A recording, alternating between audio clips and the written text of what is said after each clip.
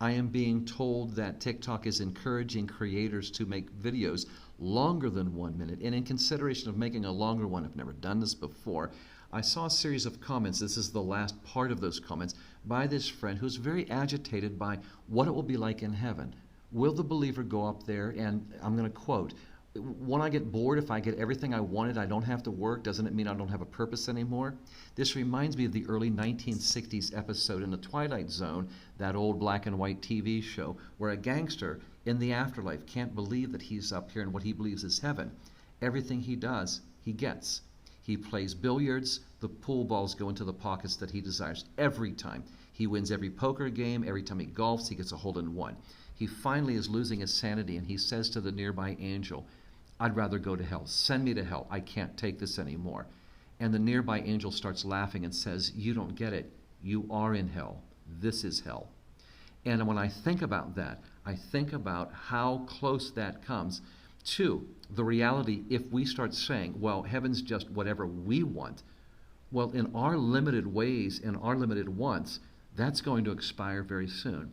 The adventure that God has for us is so much more and so much higher. Remember Isaiah 55 verses 8 and 9. God says, my thoughts are well above your thoughts. As high as the heaven is above the earth, so are my ways higher than your ways. We have this limited thinking of what will keep us happy, what will make us joyful. And the Lord says in 1 Corinthians chapter 2 and verse 9, oh, eye has not seen nor ear heard, neither has it entered into the heart, the imagination of man, the things that God has prepared for those who love him. In other words, my friend, you can't begin to imagine what the Lord has for us well beyond your comprehension.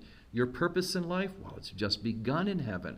When you get to be in the enjoyment of the Lord and walking with Jesus, talking with God face to face, Revelation 22:5, you'll be ruling and reigning with the Lord, given new responsibilities and honors, Luke chapter 19, and the feasting and the celebrations new.